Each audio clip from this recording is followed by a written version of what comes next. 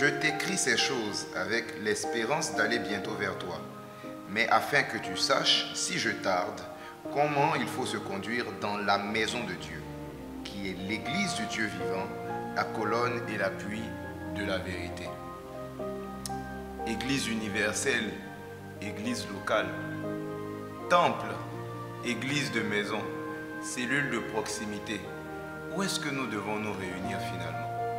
Nous devons tout simplement nous contenter de rester à la maison car nous sommes le temple de Dieu. En ce mercredi, à nouveau, nous voulons dire que la lumière soit.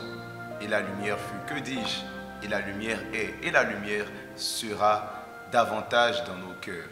Car sa parole est une lampe à nos pieds et une lumière sur nos sentiers.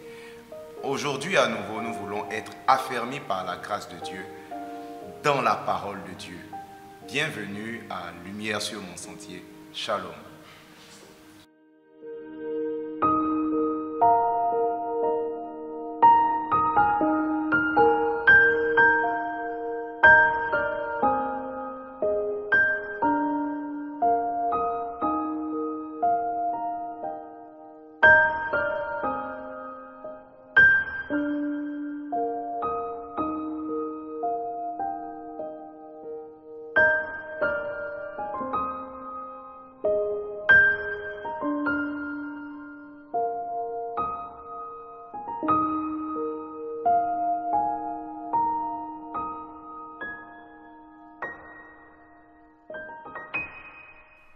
À nouveau, shalom et bienvenue à Lumière sur mon sentier, ce programme durant lequel nous serons tous ensemble affermis par la grâce de Dieu dans la parole de Dieu. La Bible nous dit que sa parole est une lampe à nos pieds et je viens nous rappeler que le manuel Lampe à mes pieds de ce mois est disponible. Vous pouvez vous le procurer dans votre église locale. Alors, avant que nous entrions dans le vif du sujet de notre émission du jour, je vais vous lire l'exhortation de ce mercredi 12. Alors, le passage de méditation est Psaume 68, verset 29, qui dit « Ton Dieu ordonne que tu sois puissant. Affermis, ô Dieu, ce que tu as fait pour nous. » Alors, l'exhortation est la suivante. « Ton Dieu ordonne que tu sois puissant. Que dois-tu donc faire? Tu dois prier ton Dieu afin qu'il affermisse ta puissance. » La version Nouvelle Bible Seconde nous rend cette traduction. Ton Dieu ordonne que tu sois puissant. Donne de la puissance, ô Dieu, à ce que tu as fait pour nous. Dieu ordonne que nous soyons puissants. La puissance vient justement de lui. Nous devons prier afin qu'il affermisse la puissance qu'il a mise en nous. Ce que Dieu a déjà fait, c'est de mettre en nous de la puissance. La Bible nous révèle que Dieu est capable de faire infiniment au-delà de ce que nous pouvons demander ou penser par la puissance qui agit en nous, nous dit Éphésiens 3, verset 20. Dieu a déjà fait, il nous a donné une dose de sa puissance. Pour que nous puissions expérimenter plus de cette puissance, nous devons être affermis. C'est la raison pour laquelle l'apôtre Paul demande à Dieu d'illuminer les yeux de nos cœurs afin que nous puissions comprendre quelle est envers nous qui croyons l'infinie grandeur de sa puissance. Nous dit Éphésiens 1, versets 16 à 19. Eu égard à tout cela, Dieu ordonne, sois puissant. Notre réponse doit être celle du psalmiste, affermis, ô Dieu. Lorsque nous faisons cette prière, Dieu nous remplira de son esprit qui nous donne la sagesse et la révélation pour discerner l'infinie grandeur de sa puissance. C'est ton partage au nom de Jésus. Amen. Et dans ce manuel, comme vous avez pu le constater, si vous l'avez depuis le début de ce mois, il y a des sujets de prière, il y a des proclamations, il y a des sujets de prière pour les enfants, il y a un verset à retenir et il y a également le planning de lecture de la Bible en un an. Ce manuel est vraiment riche et assurément, en méditant avec, vous serez affermis par la grâce. La parole est une lampe à nos pieds, elle est également une lumière sur nos sentiers. Lumière sur mon sentier et aujourd'hui à nouveau, nous sommes avec notre pasteur, le pasteur Philippe Chembo. Bonjour pasteur. Bonjour frère Johan. Comment vous allez en ce 12e jour de l'année? Je vais très bien, la grâce de Dieu est là. Amen. Alors aujourd'hui, comme nous avons introduit, aujourd'hui nous allons spécialement parler de l'Église, des doctrines qui entourent la question de l'Église. Comme je l'ai lu tout à l'heure dans notre introduction en 1 Timothée 3, verset 15, l'apôtre Paul dit à l'apôtre Timothée, comme le pasteur Philippe l'a dit la semaine passée, mais afin que tu saches, si je tarde, comment il faut se conduire dans la maison de Dieu, qui est l'église du Dieu vivant, la colonne et l'appui de la vérité. Et notre Seigneur Jésus-Christ a dit en Matthieu 16, verset 18, « Et moi je te dis que tu es Pierre, et que sur cette pierre je bâtirai mon église, et que les portes du séjour des morts ne prévaudront point contre elle. » Alors, pasteur, la première question qui nous vient, ce mot peut paraître évident, mais que signifie le mot église? Église, lorsque Christ part de l'église, dans Matthieu 16, sur cette pierre, moi j'ai bâtirai mon église, l'expression qu'il utilise là, c'est ecclésia. Mais ecclésia, si je me base sur le peu de connaissances que j'ai, c'est un mot qui n'est pas rattaché directement aux réalités spirituelles.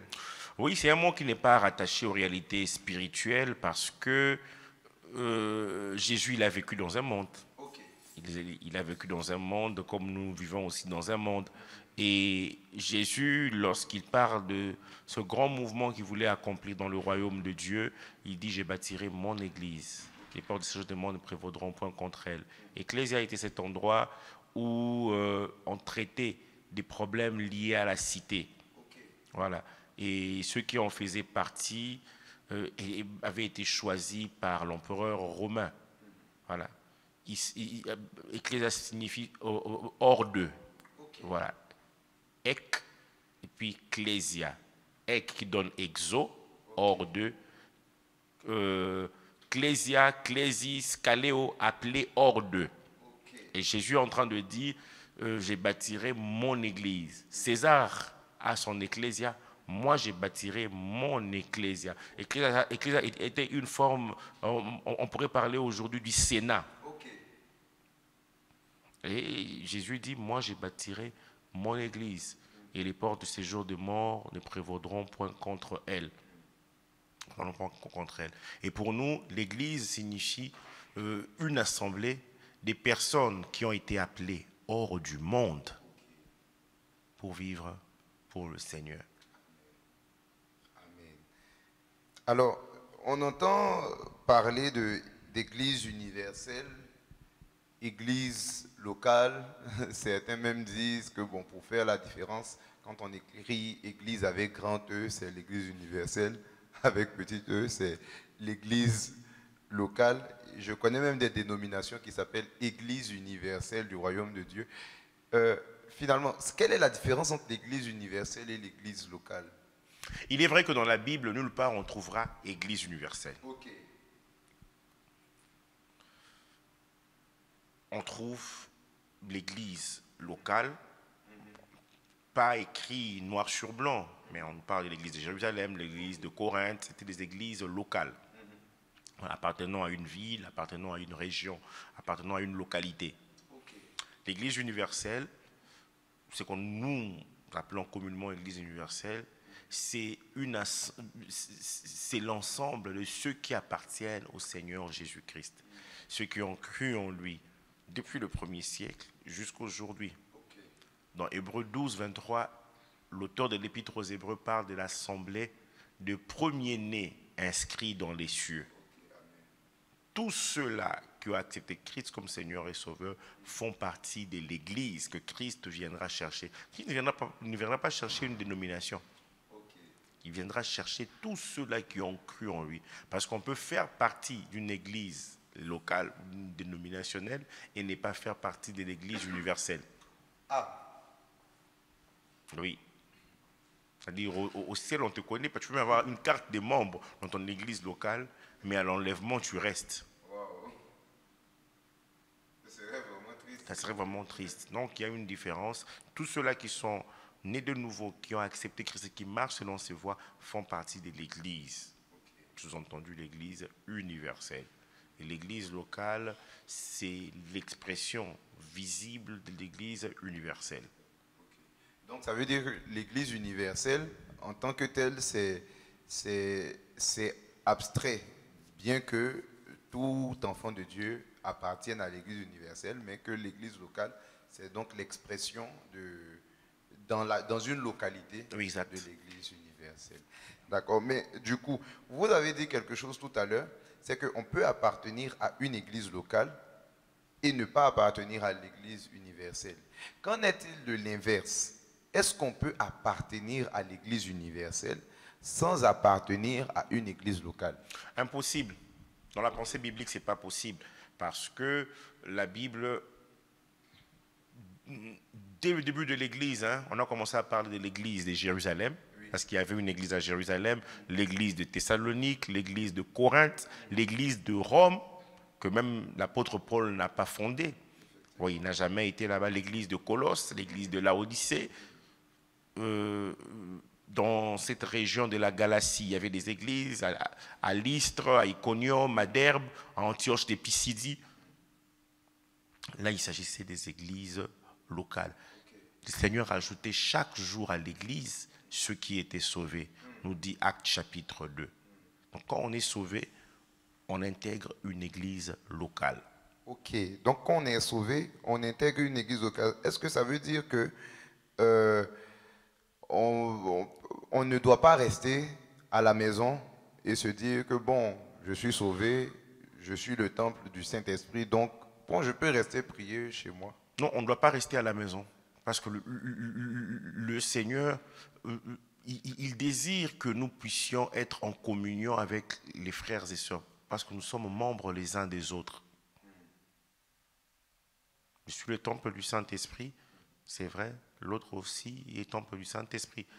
L'apôtre Pierre nous appelle des pierres vivantes.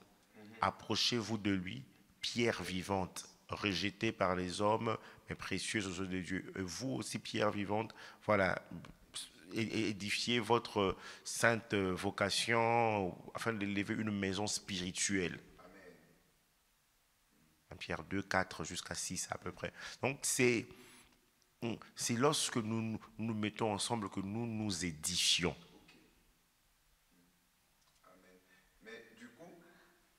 Je suis le temple du Saint-Esprit, mais il faut que je m'associe à d'autres. Quand je m'associe à d'autres, je suis une pierre vivante. Les pierres vivantes se mettent ensemble. Et Christ est la pierre angulaire. Donc ça veut dire que si je reste seul dans mon coin, je m'exclus en fait de l'église. Je m'exclus de l'église. Et donc m'excluant d'une église locale, je m'exclus aussi de l'église universelle. Pas forcément. Peut-être au début, il n'y aura pas de problème, mais après, parce que même déjà dans l'Ancien Testament, il nous a dit dans le psaume 133 que nous connaissons qu'il est doux et agréable pour des frères de demeurer ensemble. Donc quand tu refuses de demeurer avec les autres, il y a des grâces que tu n'auras pas et puis tu vas commencer à mourir. Justement, vous avez dit que c'est possible que, au début, supposons que, par exemple, j'arrive dans une localité où il n'y ait pas de bonne église locale. Qu'est-ce que je dois faire dans ce genre de circonstances? Est-ce que, par exemple, je reste seul chez moi pour prier? Est-ce que Dieu peut me permettre de rester seul chez moi pour prier parce que je n'ai pas trouvé de bonne église locale? Ou bien je démarre une église? Comment ça se passe quand je ne trouve pas sur place de... Non, on ne démarre pas une église sur un coup de tête.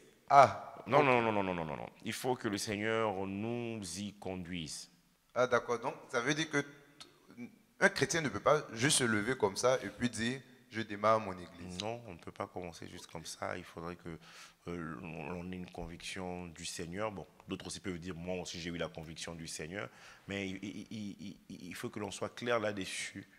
Il faudrait que le Seigneur nous dirige. Il faut être honnête. Quand Dieu ne t'a pas dirigé, il ne t'a pas dirigé. Quand il nous dirige, il est avec nous. Amen. Et on verra aussi les fruits.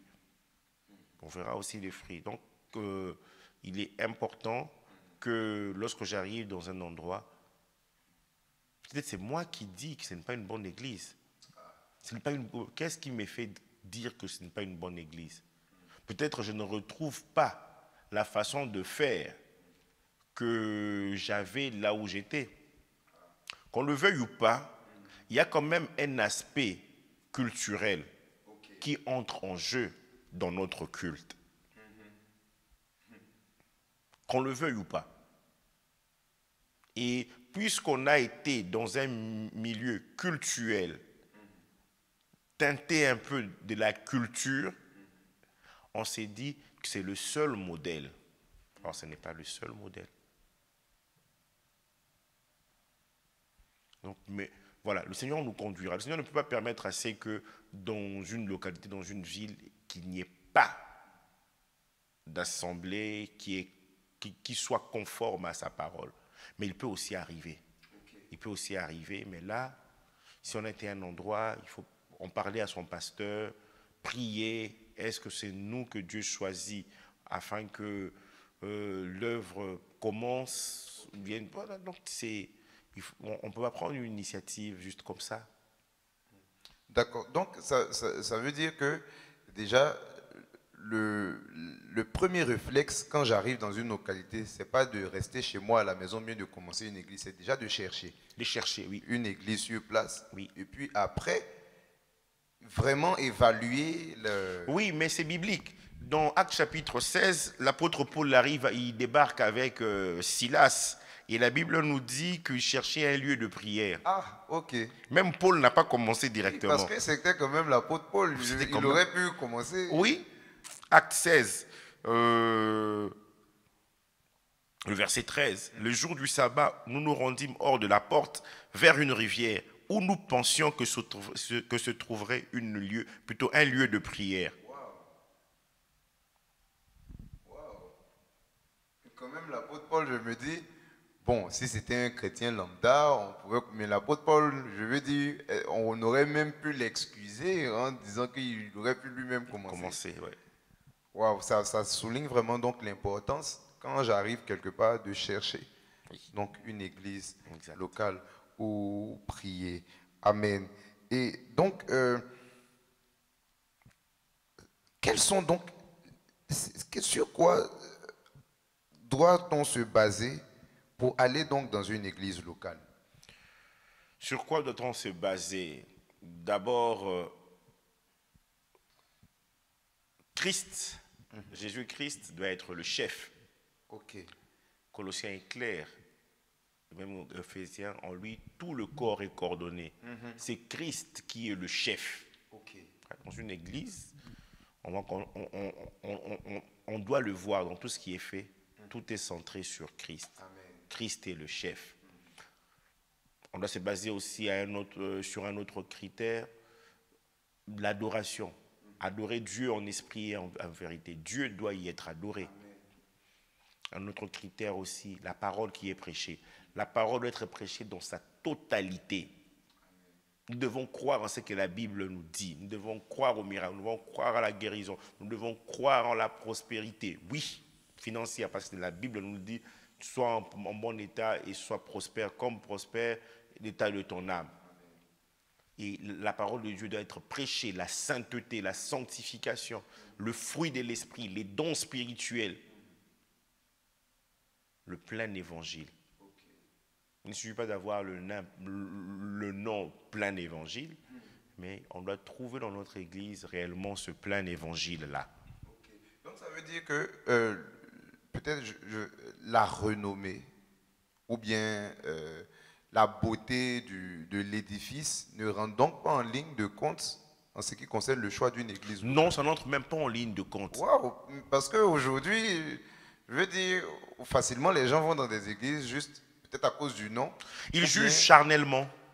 Wow. Parce que ça peut être aussi une grande église, mais Dieu n'y est pas. Wow. L'église de Laodicée dans l'Apocalypse, Jésus dit, voici je me tiens à la porte et je frappe. Si quelqu'un m'entend et m'ouvre. Donc ça veut dire que Jésus est dehors. Jésus est dehors. Wow.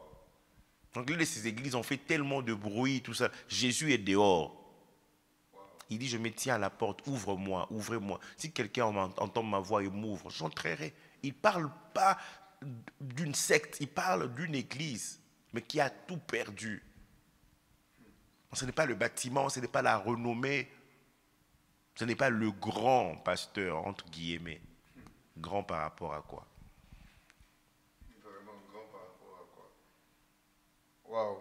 Donc, si je récapitule bien, pour choisir une église locale, il faut avoir l'assurance que Jésus-Christ est le chef.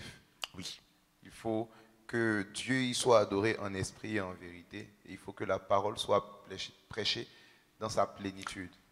La présence du Saint-Esprit. La présence du Oui. Saint-Esprit. Parce que l'Église s'accroissait par l'assistance du Saint-Esprit, nous dit Actes 9, 31. Mais est-ce que ça existe des églises ou des églises qui ignorent le Il y Saint-Esprit? a des églises qui ignorent carrément le Saint-Esprit. C'est Ils croient à un Saint-Esprit, mais dans la pratique, on ne voit pas la présence du Saint-Esprit. triste quand même. Malheureusement. C'est vraiment triste. Et ça montre combien ce sujet que nous abordons est important. Et vous faites... Pour preuve même, excusez-moi, Jésus lui-même dit à Jean, dans une église, là, il dit, là où tu es, là, il y a la synagogue de Satan. Wow. On a parlé de la Odyssée tout à l'heure. Jésus n'y était plus. Il était là au début. Donc Colossiens, l'apôtre Paul est en train de dire, la lettre que vous allez lire, passez là aussi à l'église de la Odyssée. Et ce que j'ai envoyé à l'église de la Odyssée, elle vous la passera aussi pour que vous lisiez ce que je vous ai envoyé. Donc c'était une église fervente, mais après, elle a tout perdu. Et Jésus était au dehors. Ça souligne encore vraiment la pertinence de ce sujet-là. Et si vous êtes connecté avec nous, ne vous déconnectez pas. Invitez des personnes. Si vous connaissez quelqu'un qui se pose des questions sur le sujet, invitez cette personne à suivre vraiment ce programme. Et assurément, nous continuerons d'être affermis dans la parole de Dieu. Pasteur, on a déjà aussi entendu parler des églises de maison.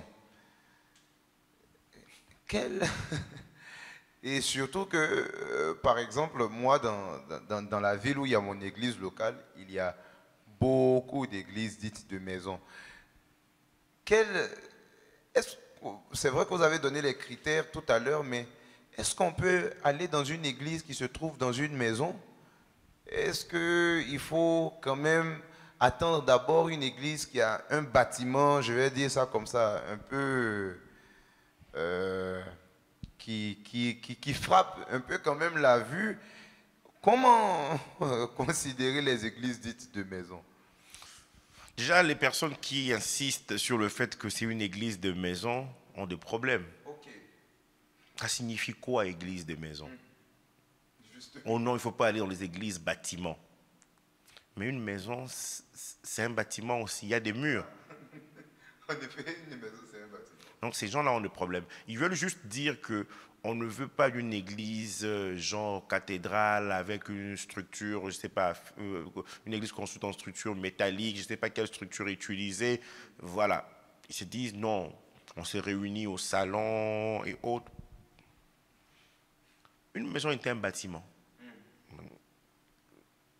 Donc quand on dit l'église des maisons, ils se disent bon, une église qui s'est réunie dans une maison.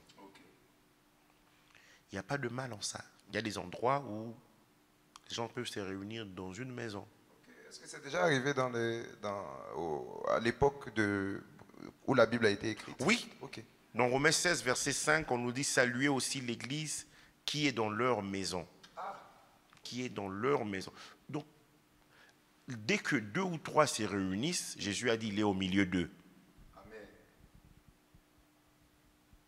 Nos petits groupes que nous pouvons avoir dans des quartiers, c'est des églises, des maisons. L'église bâtiment peut fermer, mais personne ne peut fermer l'église. Quand les gens disent en 2020, l'église était fermée, l'église n'était pas fermée. On a la mentalité d'avoir juste un bâtiment. Bon, le fait d'avoir un bâtiment, ce n'est pas mauvais. Mais l'église que Christ est en train de bâtir, avec ou sans bâtiment, cette église-là ne ferme pas. Elle progresse. Elle est au milieu de nous, elle progresse. Actes 2, 46, on nous dit ils étaient chaque jour tous ensemble assidus au temple, c'est-à-dire la cour du temple. Ils rompaient le pain dans les maisons et prenaient leur nourriture avec joie et simplicité de cœur. Ils rompaient le pain dans les maisons. Avoir une église dans une maison n'est pas mauvais. Donc ça veut dire que même si on n'a pas un gros budget, même si on n'est pas un grand nombre, mais qu'on a réellement reçu la conviction du Seigneur de commencer une œuvre, on peut la commencer? Oui, au ciel, c'est reconnu comme une église locale. Wow! Oui. Même si les hommes trouvent que c'est... Même si les hommes trouvent que c'est rien, voilà, au ciel c'est reconnu. Les vies vont être sauvées. Voilà, la parole de Dieu est prêchée dans sa totalité. Christ est réellement le chef. Dieu est adoré. Le Saint-Esprit, avec ses manifestations, sont présents. Donc, le Saint-Esprit est présent. Ça, il n'y a pas du tout un problème. La première église a commencé ici. Il y avait des églises dans des tombes, voilà. Les gens se cachaient. L'église des catacombes et autres, les gens se cachaient pour aller adorer le Seigneur à cause de la persécution.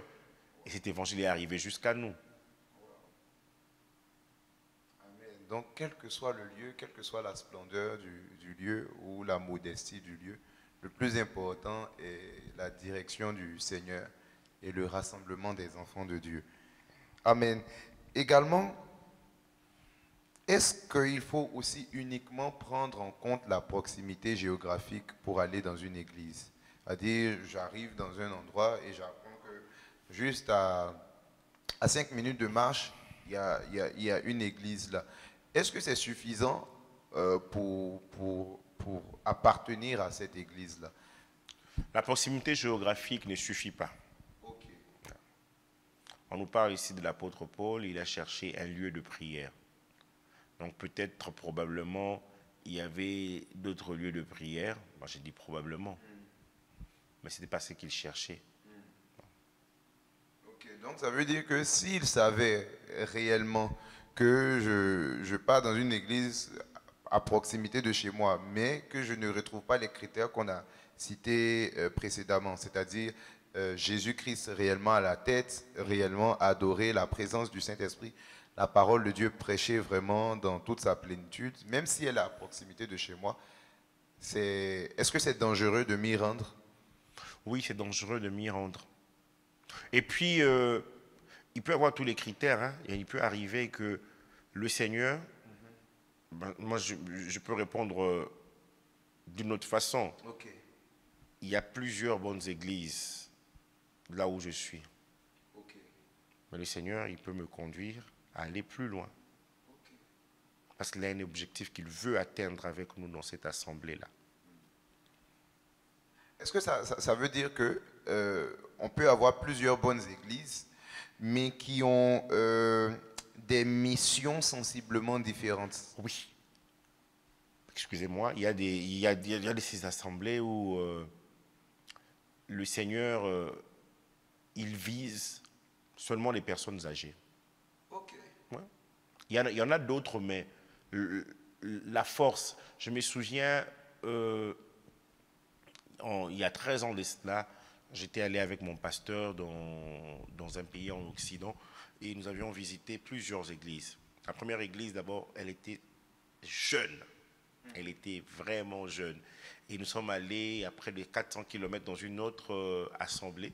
Dans cette assemblée-là, c'était des familles. Vraiment, tout tourne autour de la famille et tout ça. Et même le pasteur, le message qu'il a reçu, c'est sur la famille, sur les couples. Cela ne veut pas dire que cette assemblée ne peut pas toucher les jeunes. Elle peut toucher les jeunes, mais elle s'exprime le mieux dans ce qui est famille, dans ce qui est couple. Donc, il est possible qu'il y ait ces genres... mais la vision reste la même, hein, faire de toutes ces personnes-là des disciples. Ouais. Amen. Quels sont, ma prochaine question a deux volets. Quels sont les bénéfices attachés au fait d'appartenir à une église locale? Et d'un autre côté, quels sont les dangers attachés au fait de ne pas appartenir à une église locale? Les bénéfices, la Bible en parle, hein, Acte 2, 42, ils persévéraient dans la communion fraternelle. Voilà, dans l'enseignement des apôtres, la fraction de pain et les prières. Tu ne veux pas rester seul et dire que tu jouis de la communion fraternelle. C'est bien dit communion fraternelle. Jouir de la communion personnelle peut-être, mais communion fraternelle, il y a frère à l'intérieur.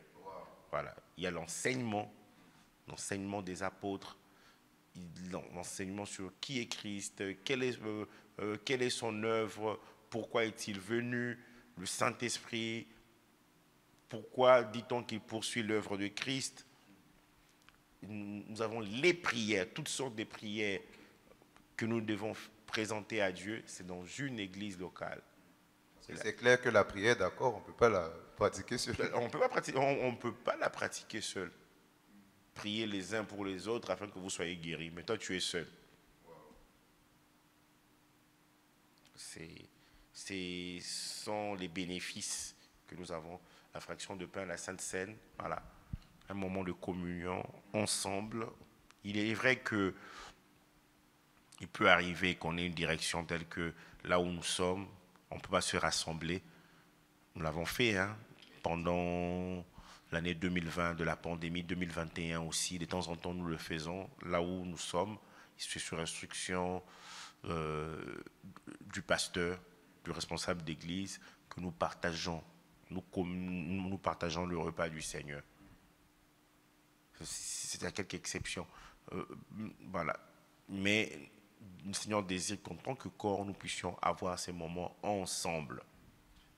Alors, avant même de partir sur les dangers, les dangers, oui. Oui. Avant de partir, vous avez mentionné tantôt la situation récente, sinon plus ou moins actuelle que nous vivons avec la pandémie. Est-ce qu'on ne pourrait pas dire que, bon, mine de rien, avec la pandémie, on a réussi à mettre le maximum de messages bibliques en ligne, n'importe où nous nous trouvons, nous pouvons suivre un programme de l'Église. Est-ce que, je veux dire, bon, le monde évolue aussi, la technologie évolue. Est-ce que l'Église n'est pas censée évoluer et être, par exemple, exclusivement en ligne? Est-ce qu'aujourd'hui, par exemple, où une église locale diffuse ses programmes en ligne, est-ce qu'il faut toujours aussi revenir dans le temple pour... Est-ce que je ne peux pas juste rester à la maison et puis me dire, bon, de toute façon, le culte du dimanche sera en ligne, je peux suivre en ligne?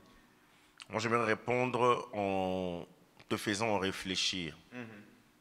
On pourrait aussi dire qu'une famille aussi peut être en ligne.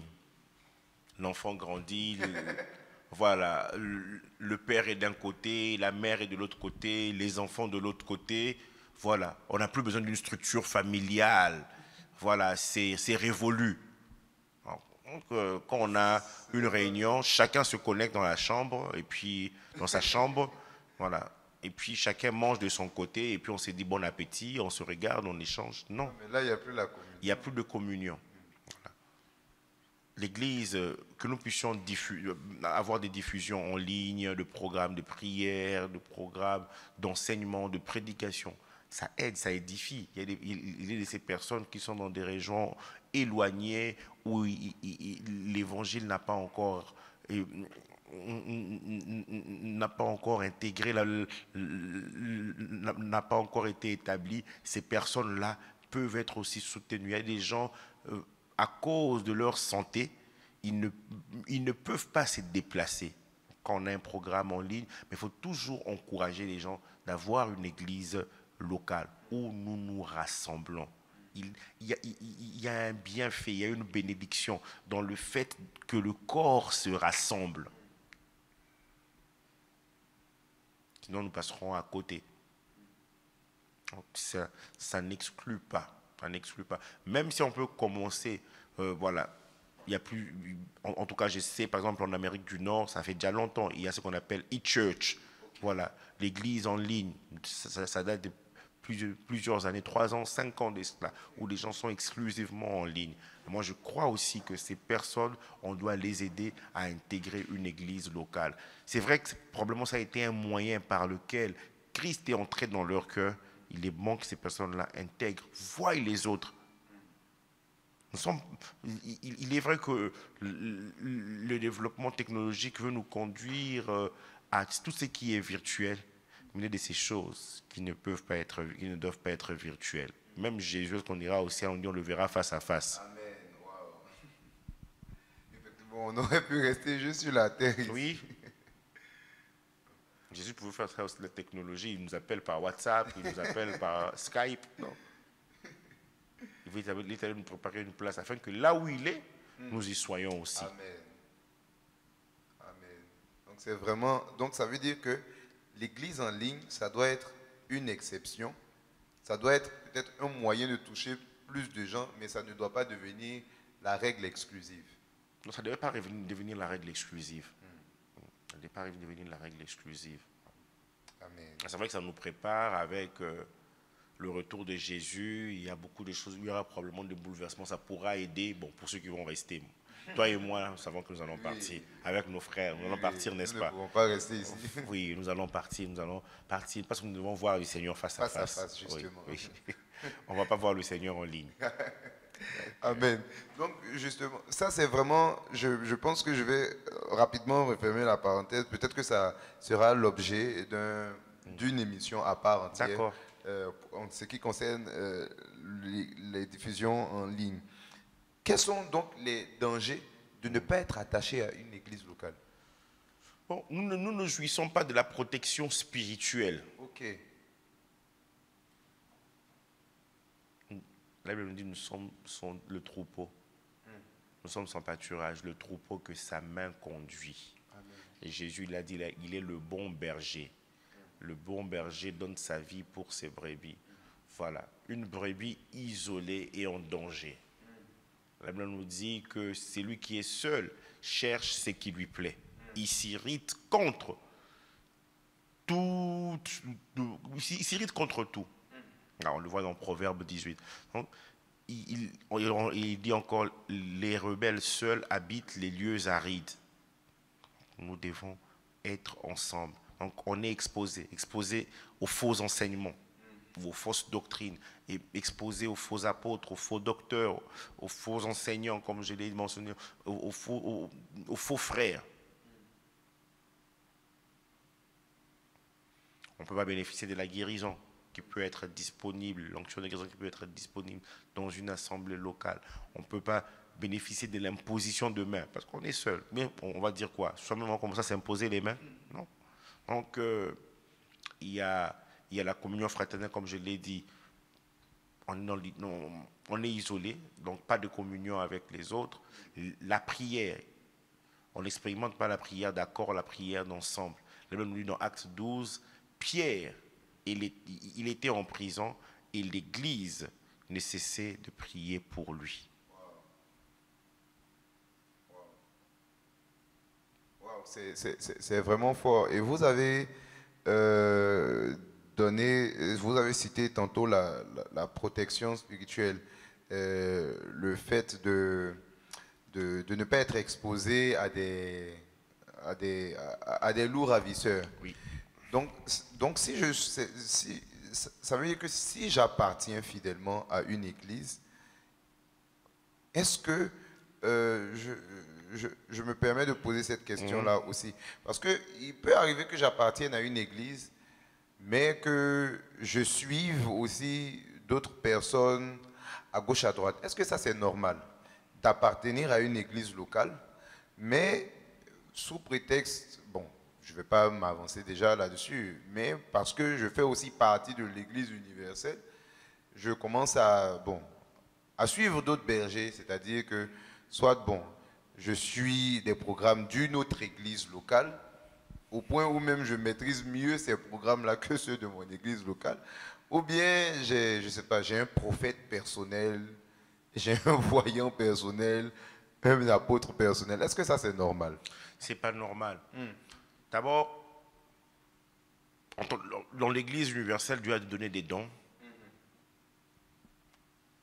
La dernière fois, nous avons parlé, Dieu a établi premièrement les apôtres, les prophètes, ceux qui ont le don d'enseigner, ceux qui ont le don de guérir aussi. Voilà. Dieu, il n'a pas pris tous les dons, il a mis ça en une personne. Faux, ça n'existe pas. Okay. Ça n'existe pas. Donc, quelqu'un d'autre aussi peut me bénir. Quelqu'un d'autre aussi peut me bénir. Mais de là, aller jusqu'à maîtriser le programme d'ailleurs, plus que sa propre église locale, là, il y a un problème.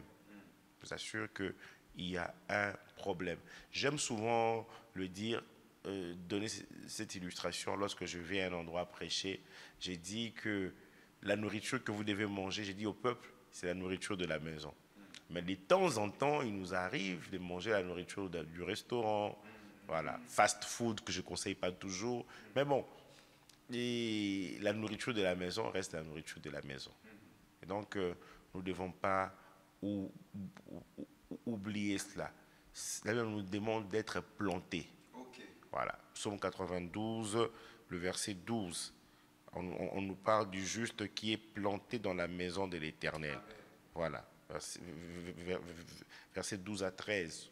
12 à 14 ou 13 à 15. Les justes croissent comme le palmier, ils s'élèvent comme le cèdre du Liban.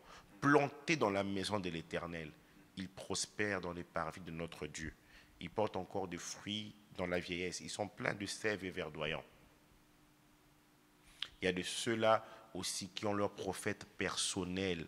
Ça devient comme un gourou, mon prophète personnel, mon apôtre personnel. Donc quand j'appelle, c'est lui qui vient me donner des enseignements à l'église. Voilà.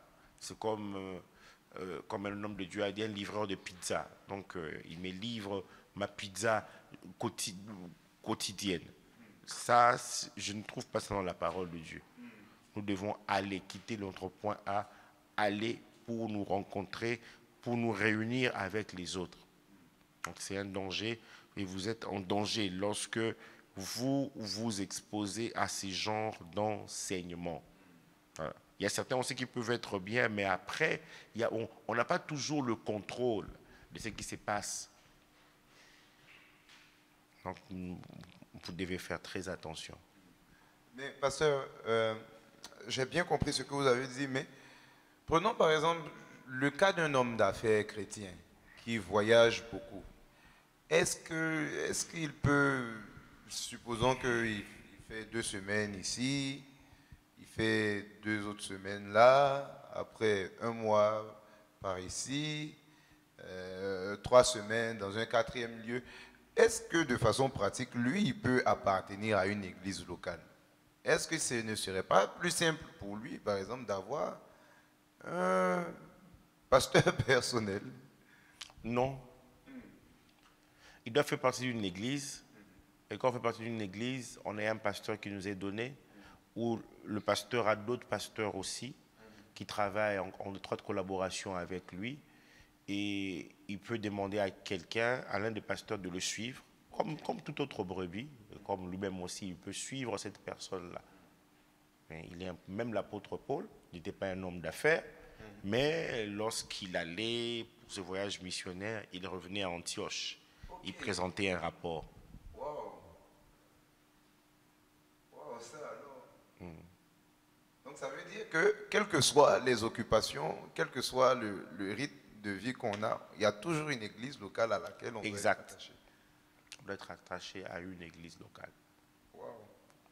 C'est quand même, c'est vraiment édifiant.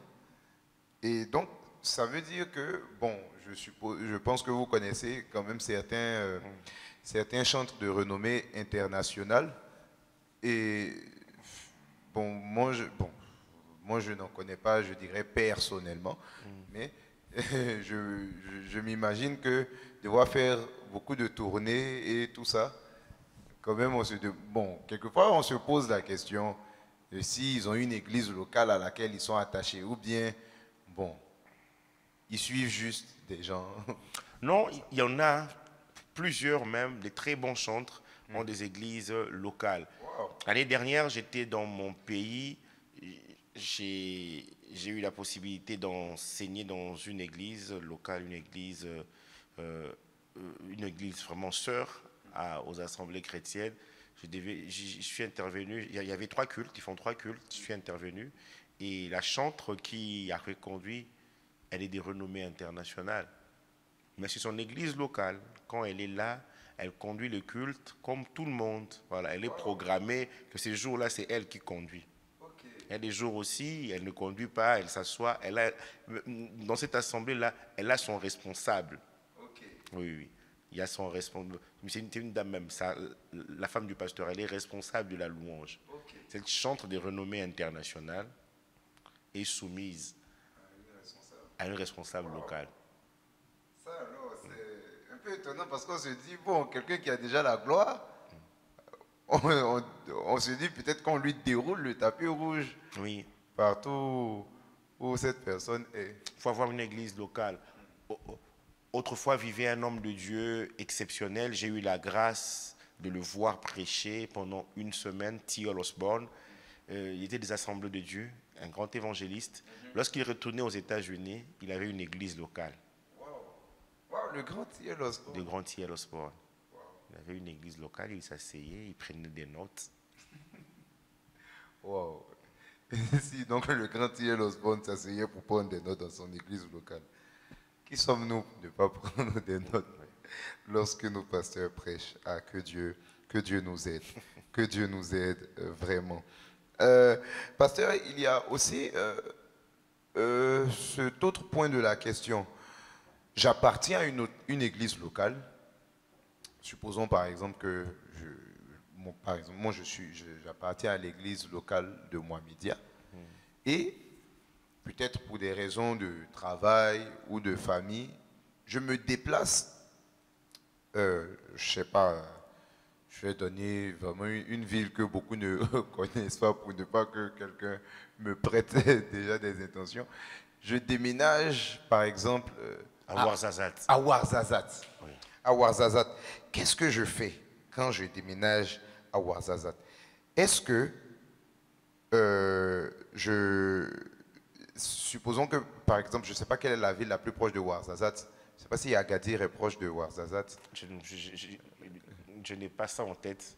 Ok, bon. Supposons que Fès, par exemple, est proche de Ouarzazate.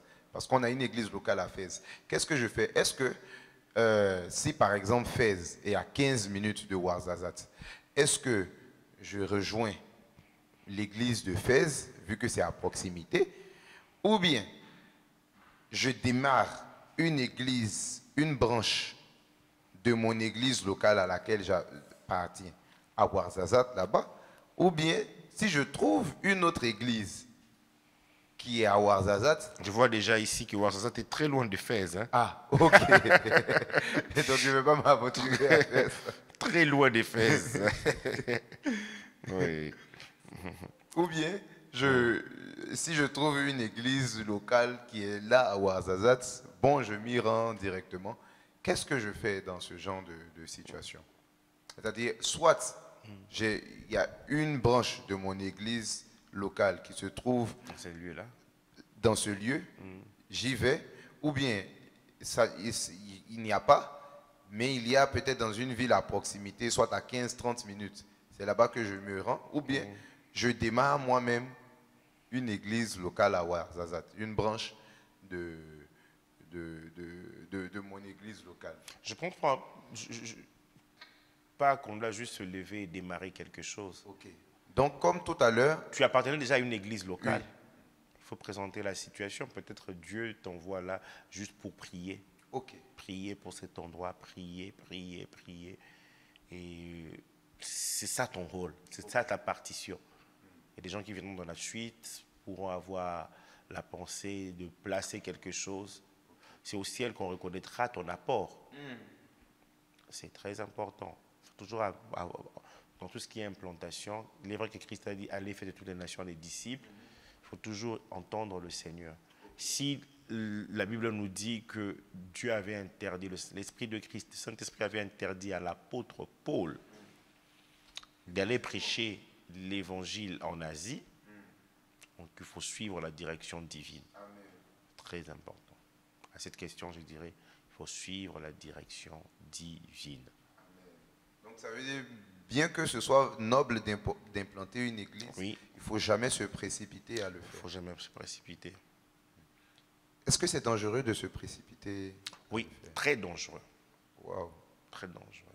Justement, vous qui êtes pasteur, quel peut être le danger de se lancer indépendamment et de façon autonome à commencer juste une œuvre comme ça? D'abord, c'est le côté spirituel que nous ne réalisons pas. Ok.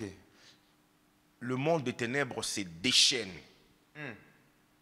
Parce que le monde des ténèbres s'est dit, là, il y a un hôtel qui doit être bâti. pour le Seigneur. Le monde de ténèbres est contre. Si tu n'as pas été préparé à ça, tu recevras des attaques, tu ne sauras même pas comment résister à cela spirituellement. On ne prend pas de décision sur un coup de tête. Il faut réellement écouter le Seigneur. Le Seigneur, on te dit, vas-y. Même si c'est difficile, tu vas y arriver parce que tu as reçu une parole du Seigneur. Mais ça peut sembler être facile. Mais puisque tu n'as pas reçu une parole du Seigneur, ça va coincer, plus tu vas avancer. C'est très important. Il faut vraiment écouter le Seigneur. Écouter le Seigneur. J'aime l'apôtre Paul. On nous parle de Lydie, dans Actes 16, verset 14. On nous dit, l'une d'elles, nommée Lydie, marchande de pourpre, de la ville d'Ethiatire, était une femme craignant Dieu. Et elle écoutait. Le Seigneur lui ouvrit le cœur pour qu'elle fût attentive à ce que disait Paul. Verset 15 de Actes 16, lorsqu'elle eut été baptisée avec sa famille, elle nous fit cette demande, si vous me jugez fidèle au Seigneur, entrez dans ma maison et demeurez-y. Et elle nous pressa par ses instances. Et au verset 40, pour son histoire, Paul sort de la prison avec Silas. Quand ils furent sortis de la prison, ils entrèrent chez Lydie. Et après avoir vu et exhorté les frères, ils partirent. Il y avait déjà un petit groupe qui avait commencé, là à Philippe. Plus tard, on parlera de la lettre de Paul aux Philippiens. Le premier noyau, si je dois le dire ainsi, c'était Lydie, sa famille, ainsi que les frères. Donc elle, par exemple, elle avait vraiment été conduite par le Seigneur. Oui. Amen. Alors que nous tendons vers la fin de ce programme, je nous rappelle que nous avons la possibilité de poser des questions. Alors nous allons y répondre le dernier mercredi de ce mois. Donc n'hésitez pas à nous envoyer vos questions au contact qui s'affiche, que ce soit par WhatsApp ou par mail. Envoyez-nous vos questions. Alors je vais vous donner rapidement la date butoir à laquelle vous devez les envoyer parce que bien entendu, cela demande du travail et il est bon que nous fassions les choses dans l'ordre pour rendre au Seigneur un service de qualité.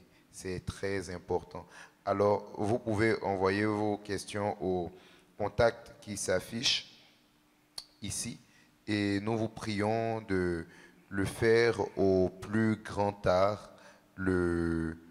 Alors, je vois rapidement la date qui est marquée ici.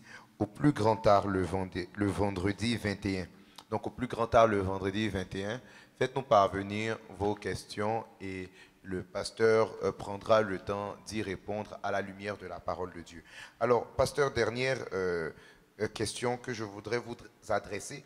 Il existe des courants de pensée selon lesquels une église n'a pas besoin de leader.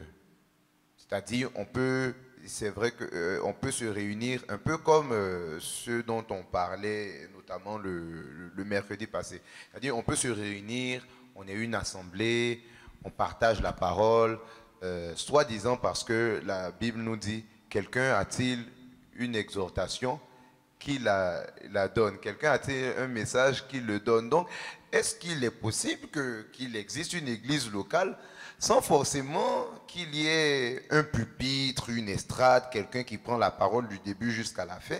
Est-ce qu'on ne peut pas tout simplement se réunir en cercle et puis on donne un sujet, on discute et puis on voit ce que la majorité donne? Est-ce qu'une église locale ne peut pas s'organiser de cette façon? Est-ce qu'il faut forcément qu'il y ait un pasteur ou bien un responsable local, quelqu'un en tout cas à qui forcément on donne, entre guillemets, l'autorité finale? Est-ce que l'Église ne peut pas, permettez-moi de le dire ainsi, s'affranchir des autorités? L'Église d'abord n'est pas un club.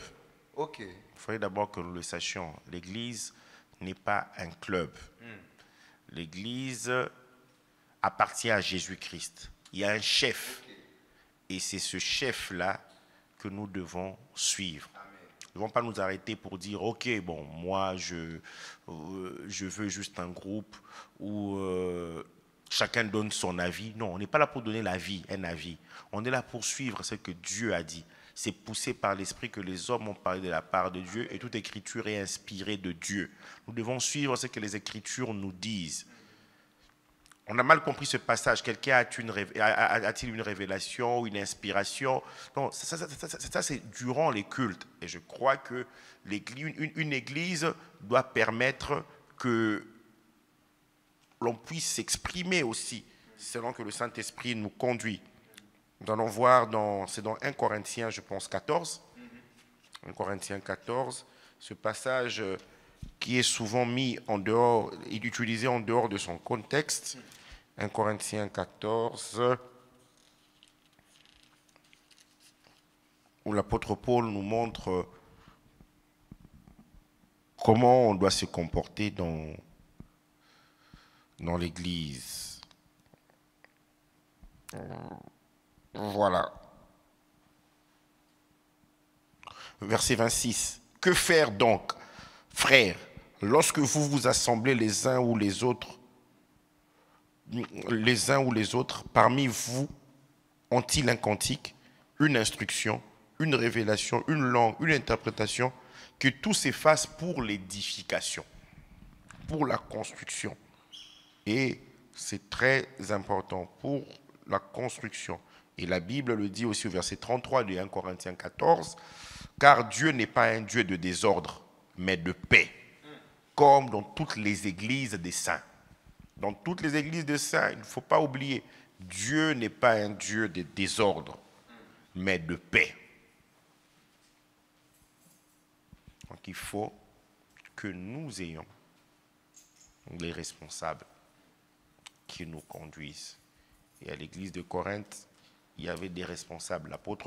L'église de Corinthe ne s'est pas fabriquée elle-même.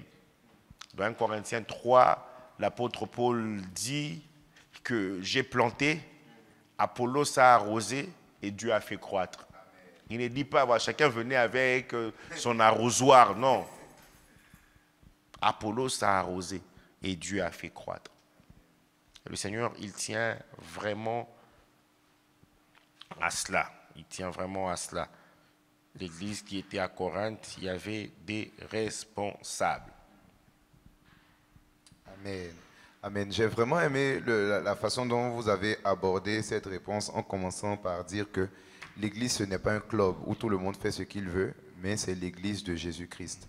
Et vraiment, c'est ce que nous devons retenir ce soir, c'est que l'église, dans sa dimension universelle ou dans sa dimension locale, est l'église de Jésus-Christ. C'est Jésus-Christ qui est la tête de l'église et c'est lui qui décide des termes de son fonctionnement. Personne ne doit se lever selon son bon vouloir, selon ses envies, pour vouloir faire de l'église du Seigneur ce qu'il a envie de faire, parce qu'il a été abusé ailleurs. Alors, pasteur, un dernier mot, et j'aimerais que vous adressiez quand même un mot aux gens qui ont été abusés quand même dans des églises, parce que malheureusement, il y a des gens qui ont été abusés dans des églises. Que doivent-ils faire?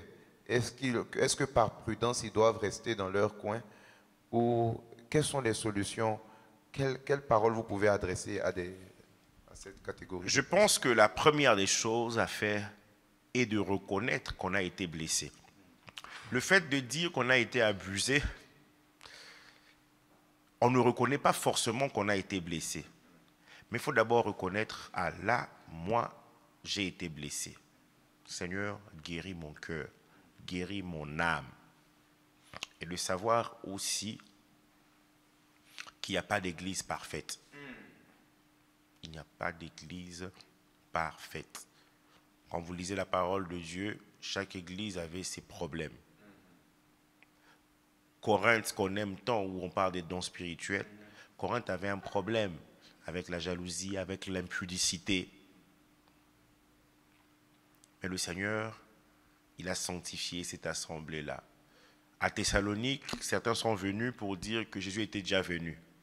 N'attendez plus son retour. À Colosse, il y avait la philosophie. Dans la région de la Galatie, les gens se sont furtivement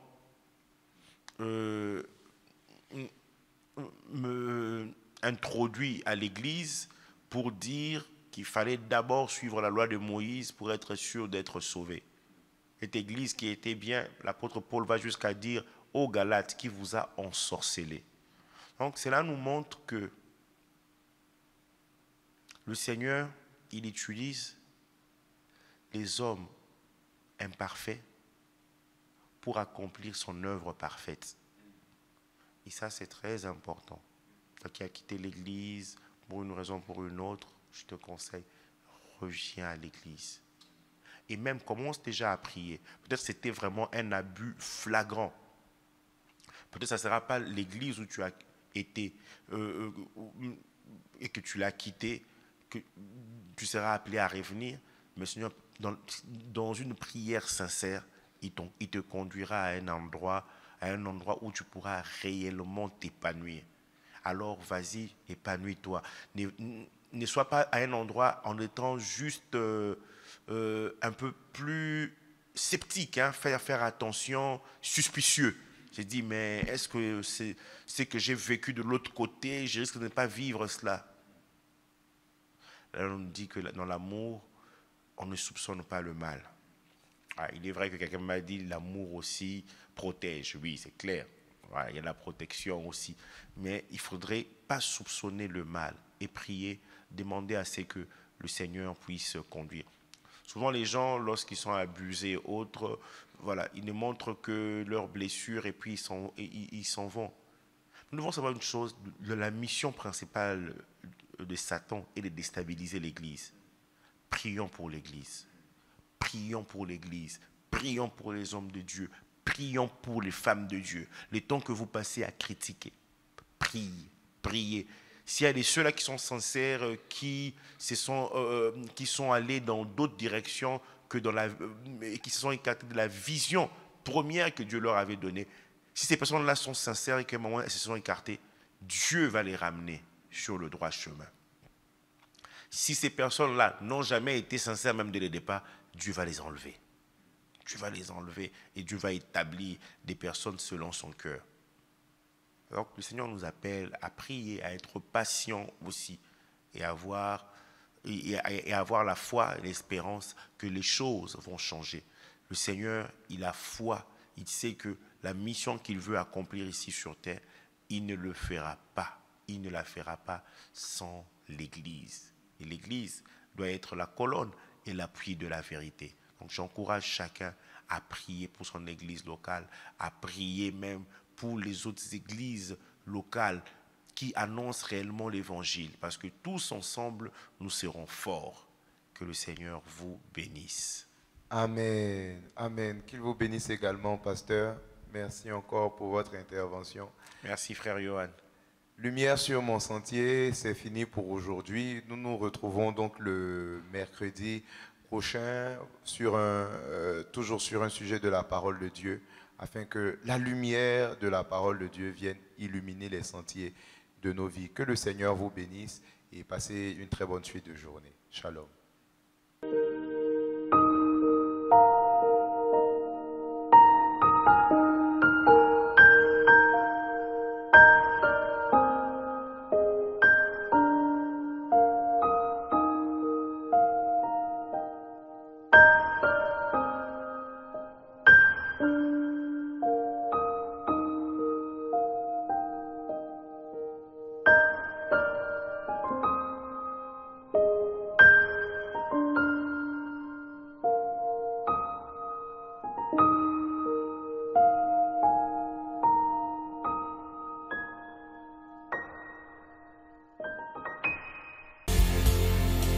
Découvrez le tout dernier livre du pasteur Philippe Chembo, Être libre des péchés sexuels.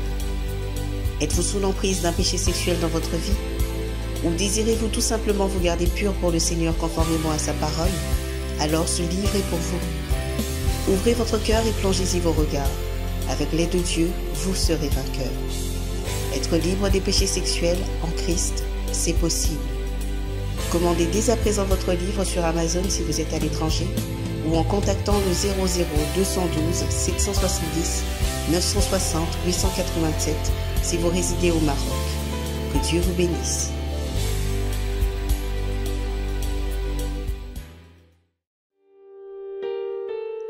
Charisme à source abondante, au travers de sa branche Les Éditions Lampe à mes pieds, a la joie de vous présenter le tout premier livre du pasteur Désiré Chembo, Lettre à une brebis, paru aux éditions A+, Office Édition.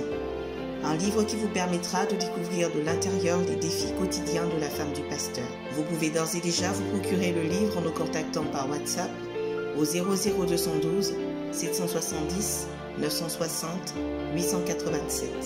Que Dieu vous bénisse.